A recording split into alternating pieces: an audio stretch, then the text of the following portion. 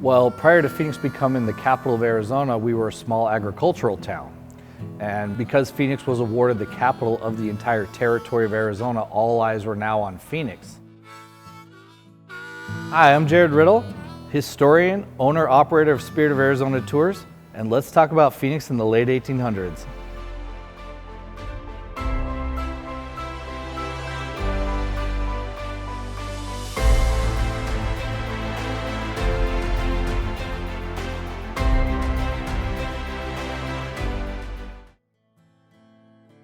A lot of important decisions were made in this room that we're in right now.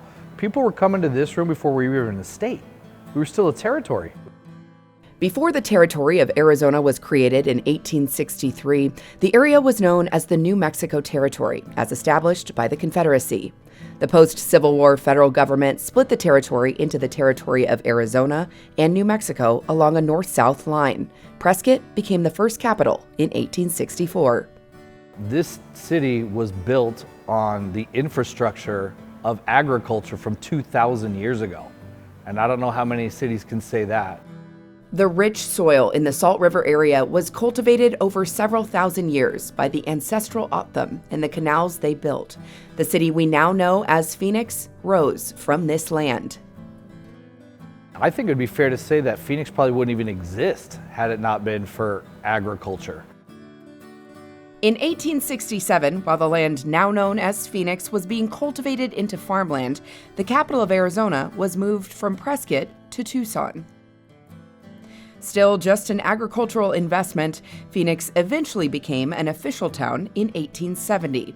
As the state of Arizona continued to grow, political power shifted once again, and the capital was moved back to Prescott in 1877.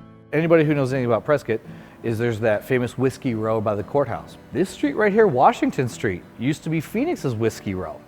The north side of the street had 16 saloons, a brewery.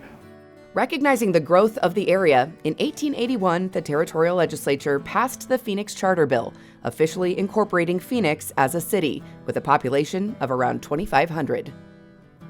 So after Phoenix was incorporated in 1881, this allowed the city of Phoenix to elect their own officials, create their own laws, things of that nature. While Judge John T. Alsop became Phoenix's first mayor, many other notable figures emerged from this time period. One of the most important figures to Phoenix, in my opinion, during that time period was a man by the name of Enrique Henry Garfias. This man was the first elected Mexican official in Phoenix when Phoenix was very much a segregated town. And he was a very brave man, and he was a very reliable man. A lot of people like to remember Wyatt Earp as being a frontier lawman, but for my money, Henry Garfias was much more of that true West frontier lawman. As the Phoenix agriculture community prospered, the introduction of electricity made its way into Phoenix and began modernizing the way its citizens lived. Well, electricity probably really set Phoenix in motion towards its own industrial age.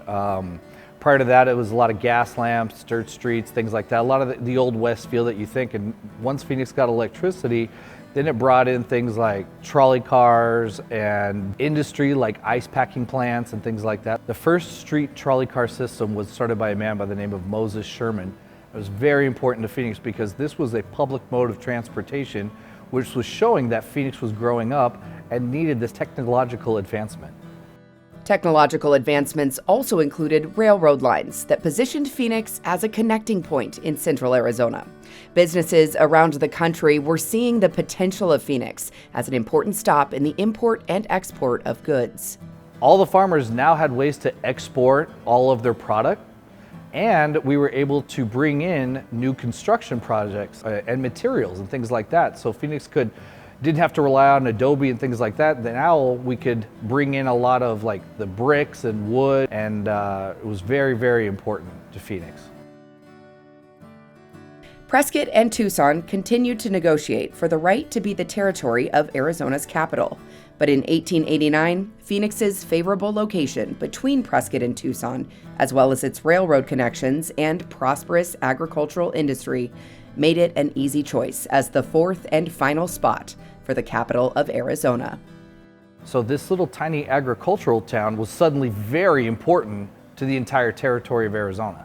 So that brought in a lot of industry and brought in a lot of investors and big names. And that's how the late 1800s left its stamp on Phoenix. How will you?